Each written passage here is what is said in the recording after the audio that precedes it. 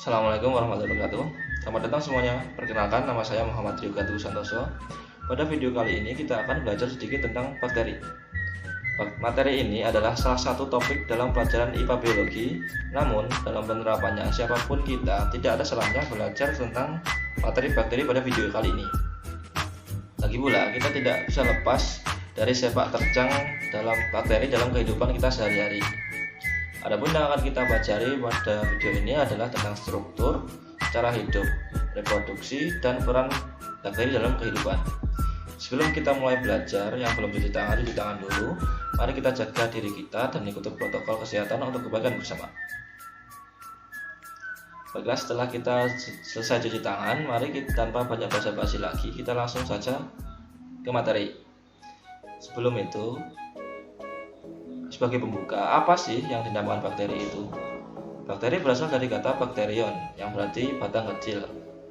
Bakteri adalah organisme uniseluler atau bersel satu, tidak memiliki membran inti atau prokaryotik, dan umumnya memiliki dinding sel tetapi tidak berklorofil. Bakteri ditemukan pertama kali pada tahun 1674 oleh Anthony van Leeuwenhoek, seorang ilmuwan dari Belanda, yang menemukan mikroskop lensa tunggal.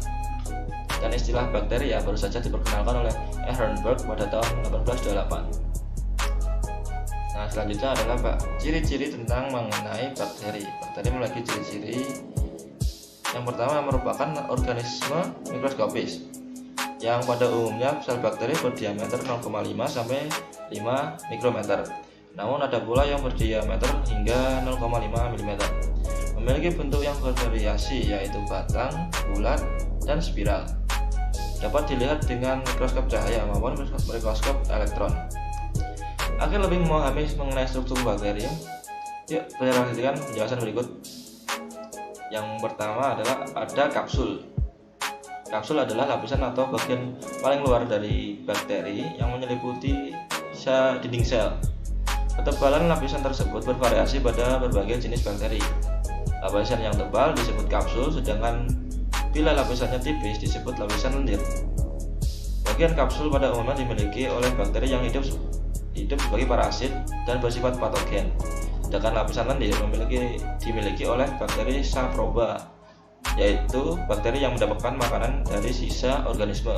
Oleh karena itu, makanan yang terkontaminasi oleh bakteri jenis ini biasanya akan terlihat berlendir. Contohnya pada kasus makanan basah yang sudah basi. Kapsul terdiri dari glikoprotein atau senyawa campuran antara glikogen dan protein. Sedangkan lapisan lendir tersusun dari air dan polisakarida.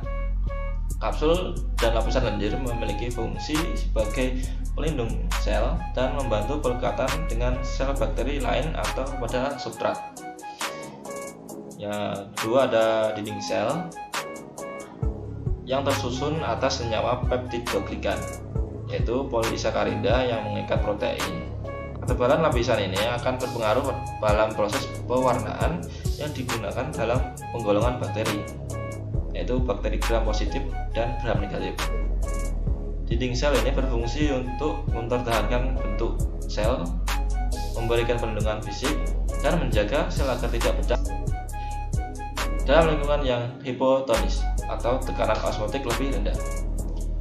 Yang ketiga ada membran plasma. Membran plasma pada struktur bakteri berfungsi membungkus sitoplasma dan mengatur pertukaran yang berada di dalam dan di luar sel. Membran ini tersusun atas senyawa fosfolipid dan protein yang bersifat selektif permeabel atau dapat dilewati oleh zat-zat tertentu. Selanjutnya ada sitoplasma. Sitoplasma adalah cairan koloid yang mengandung molekul organik, yaitu lemak, protein, dan karbohidrat, geraman, mineral, enzim, DNA, dan ribosom. Sitoplasma pada struktur bakteri berfungsi sebagai tempat terjadinya reaksi-reaksi metabolisme sel. Berikutnya ada ribosom. Ribosom adalah organel-organel kecil tersebar di dalam sitoplasma dan berfungsi dalam sintesis protein. Ribosom tersusun atas senyawa protein dan RNA. Berikutnya ada fagia. Fagia adalah bulut cambuk yang tersusun dari senyawa protein dan berfungsi sebagai alat gerak. Fagia pada struktur bakteri ini terletak pada dinding sel. Flagea dimiliki bakteri yang berbentuk batang atau basil, vibrio dan spiral. Yang terakhir itu ada pilus atau vibria atau villi. Adalah bagian dari struktur sel yang berbentuk seperti flagea, tetapi berupa rambut-rambut yang memiliki diameter lebih kecil, pendek, dan kaku yang terdapat di sekitar dinding sel. Pilus atau vibria atau villi bagian dari struktur bakteri yang berfungsi untuk membantu bakteri menempel dan melekat melakukan diri dengan sel bakteri lain sehingga terjadi transfer DNA pada saat terjadi konjugasi. Nah, setelah kita mengetahui tentang struktur tubuh bakteri, mari kita lanjutkan pada cara hidup bakteri. Dengan cara hidupnya, bakteri dibagi menjadi dua, yaitu satu, ada bakteri autotrof, dan yang kedua ada bakteri heterotrof. Bakteri autotrof sendiri yaitu jenis bakteri yang dapat mensintesis makanannya sendiri dari zat organik menjadi zat organik. Bakteri ini dibedakan menjadi dua, yaitu bakteri fotoautotrof dan bakteri kemoautotrof. Bakteri kemoautotrof adalah bakteri yang sumber energi untuk proses sintesis makanannya berasal dari cahaya atau fotosintesis. Contoh, bakteri sulfur hijau atau fluorobium, bakteri sulfur ungu atau chromatium, dan cyanobacteria atau anabaina. Yang kedua, bakteri kemoautotrof yaitu bakteri yang mengandung senyawa kimia sebagai sumber energi yang dapat dipakai untuk sintesis senyawa organik. Contoh, Thiobacillus, bakteri dan bakteri nitrifikasi, yaitu Nitrosomonas dan Nitrobacter. Selanjutnya adalah bakteri heterotrof, yaitu bakteri yang tidak dapat mensintesis makanannya sendiri, melainkan memanfaatkan makanan dari bahan organik dari organisme lain. Bakteri heterotrof dibedakan menjadi dua, yaitu parasit, yaitu bakteri yang mengambil makanan dari organisme lain atau inangnya sehingga dapat merugikan inangnya. Contoh adalah Mycobacterium tuberculosis, yaitu penyebab penyakit TBC. Kedua ada saprofit, yaitu bakteri yang memperoleh makanan dari sisa-sisa organisme yang telah mati, seperti bangkai hewan dan sampah organik. Contoh, bakteri E. coli. Nah, setelah kita mengetahui pembagian dari bakteri melalui cara hidupnya, mari mengenal cara reproduksi bakteri itu gimana sih? Reproduksi bakteri terjadi secara aseksual dan seksual. Yang pertama adalah secara aseksual. Reproduksi secara aseksual pada bakteri terjadi melalui pembelahan biner, yaitu dari satu sel menjadi dua sel, dari dua sel menjadi 4 sel, dari 4 sel menjadi 8 sel, dan seterusnya.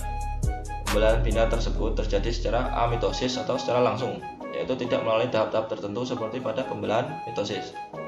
Pada umumnya, bakteri mampu membelah sekitar 1-3 jam sekali, namun pertumbuhan bakteri akan melambat jika bakteri kehabisan nutrisi atau terjadi penumpukan sisa-sisa metabolisme yang meracuni bakteri tersebut. Berikutnya adalah reproduksi bakteri secara seksual. Reproduksi bakteri secara seksual dilakukan dengan cara rekombinasi gen. Apa itu? Rekombinasi gen adalah peristiwa bersatunya materi gen atau DNA dari dua sel bakteri yang berbeda sehingga terbentuk DNA rekombinan. Rekombinasi gen dapat terjadi melalui 3 tahap, yaitu konjugasi, transduksi, dan transformasi. Yang pertama kita bahas dulu konjugasi. Konjugasi adalah proses pemindahan materi gen dari suatu sel bakteri ke bakteri lain secara langsung melalui jembatan konjugasi. Contoh bakteri yang mampu melakukan konjugasi adalah Salmonella typhi dan Pseudomonas sp. Berikut adalah tahapan konjugasi pada bakteri. Mula-mula, kedua sel berdekatan kemudian membentuk tonjolan atau struktur jembatan yang menghubungkan kedua sel tersebut. Transfer kromosom maupun plasmid akan terjadi melalui jembatan konjugasi. Sel yang mengandung materi gen rekombinan memisahkan diri dan terbentuklah dua sel bakteri yang bersifat baru atau sifat rekombinan. Selanjutnya ada transduksi. transduksi adalah tahap rekombinasi gen antara dua sel bakteri dengan cara menggunakan virus Vec temperan atau virus yang dapat bereproduksi secara litik dan lisogenik. Adalah virus yang paling cocok untuk proses transduksi.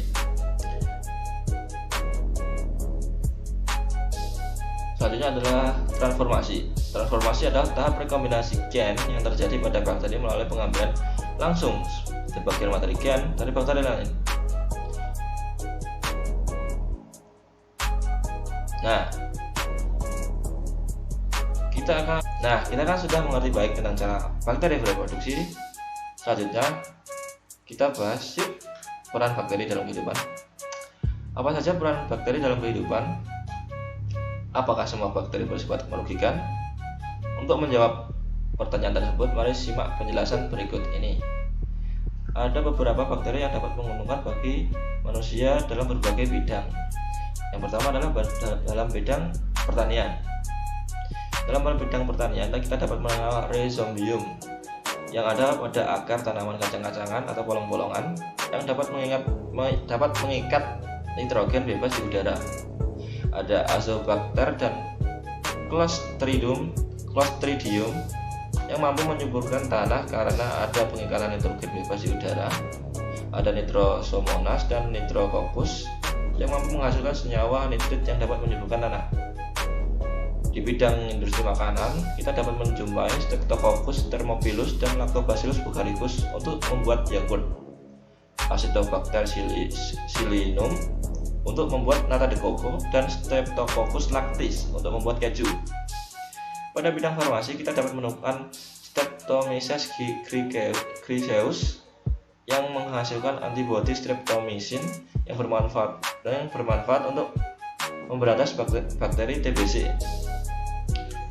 Ada Acetobacter aceti untuk membuat asam cuka dan Streptomyces olivaceus untuk membuat cyanocobalamin atau vitamin B12. Dan dalam bidang biogas dan pengurai, kita dapat menjumpai bakteri Escherichia coli yang dapat membantu pembusukan makanan dalam usus besar manusia dan pembentukan vitamin K untuk pembukuan darah. Ada Clostridium sporangeus untuk mengurai asam amino menjadi amonia, dan Thiobacillus denitrificans yang berguna untuk menguraikan nitrit dan menghasilkan N2 atau disebut denitrifikasi. Walaupun ada yang menguntungkan, ternyata ada bakteri juga yang merugikan. Bakteri yang dikatakan merugikan karena menyebabkan berbagai penyakit pada manusia, hewan, dan tumbuhan, atau dapat menghasilkan racun. Berikut adalah beberapa peran bakteri yang merugikan dalam kehidupan. Yang pertama, ada bakteri yang dapat menyebabkan penyakit pada manusia.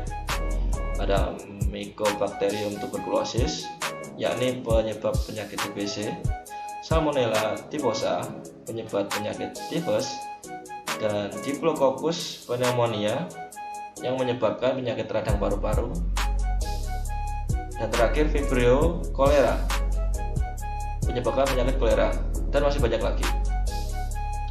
Selanjutnya adalah bakteri yang menyebabkan penyakit pada hewan. Ada Bacillus anthracis, yakni bakteri yang menyebabkan penyakit antrak pada ternak, dan Campylobacter fetus yang menyebabkan keguguran pada sapi dan kambing. Berikutnya adalah bakteri penyebab penyakit pada tumbuhan. Yang pertama ada Pseudomonas cattleya, penyebab yang menyerang tanaman anggrek, dan Bacterium papae yang menyerang tanaman pepaya. Yang terakhir ada bakteri yang menyebabkan racun atau bakteri penghasil racun. Ada Clostridium botulinum yang menghasilkan racun botulinum pada makanan kaleng yang sudah rusak.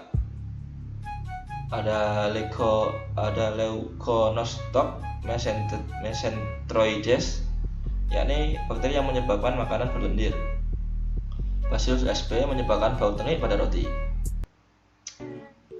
Nah, itulah penjelasan singkat mengenai bakteri dan perannya dalam kehidupan sehari-hari. Bagaimana? Sekarang Anda sudah tahu bahwa bakteri itu tidak semuanya merugikan. Ternyata ada beberapa bakteri yang dapat menguntungkan bagi kehidupan manusia. Terima kasih telah menonton video pembelajaran ini. Semoga yang saya sampaikan dapat bermanfaat dan berguna bagi Anda. Saya Muhammad Ryoga pamit undur diri. Selamat belajar dan sampai jumpa. Bye.